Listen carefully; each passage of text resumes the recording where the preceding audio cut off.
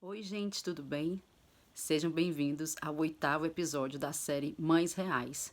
E hoje eu vou falar sobre ninguém mais, nada menos do que Rainha Elizabeth II, nossa atual monarca e mãe de 4 filhos: Charles, Anne, Andrew e Edward. São filhos do relacionamento dela com o príncipe Philip. Elizabeth e Philip se casaram em 1947 e um ano depois nasceu o primeiro filho dele, Charles. 2 anos após o nascimento do Charles, nasceu a princesa Anne.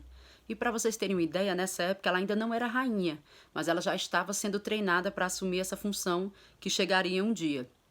Pouco antes do casamento dela, um ano antes do casamento dela, ela fez uma viagem com os pais, onde eles fizeram uma tour pelo continente africano, e ela fez um discurso que entrou para a história. Esse discurso foi feito no dia do aniversário dela de 21 anos, que diz: I declare before you all that my whole life, whether it be long or short, shall be devoted to your service and to the service of our great imperial family to which we all belong.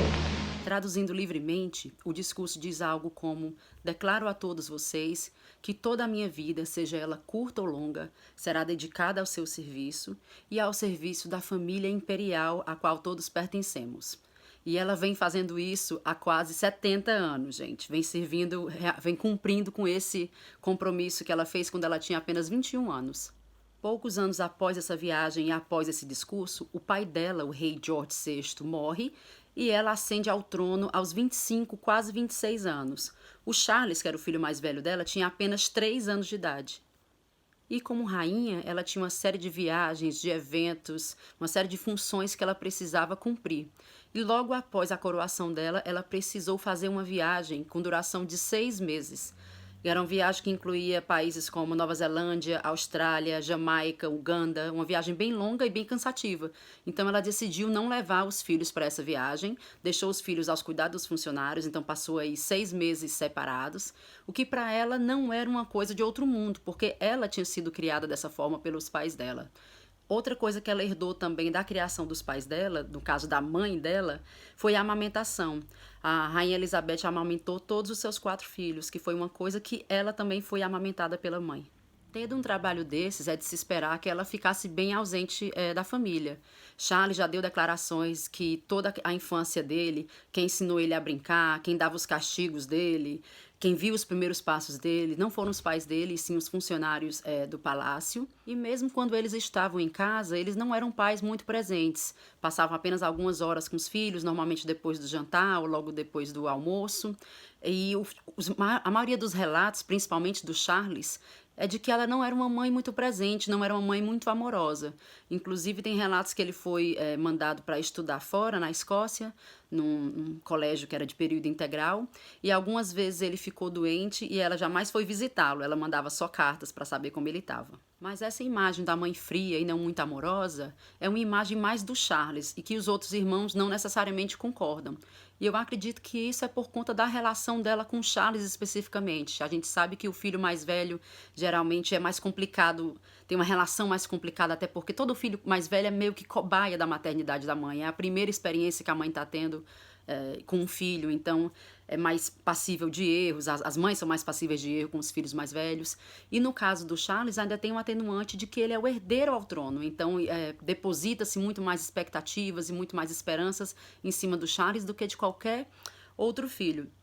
E também tem a questão, que deve ser super delicado, super complicado, que o Charles vem sendo treinado desde sempre para exercer uma função que ele só vai poder exercer quando a mãe dele morrer.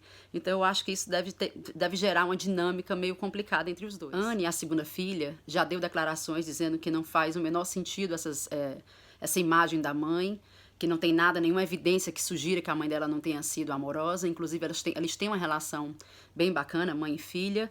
Principalmente na adolescência, foi quando elas se aproximaram mais. E também elas têm muitas afinidades. Elas gostam de cavalo, por exemplo. Gostam de trocar ideias sobre moda. Então, elas se encontram nessas afinidades aí.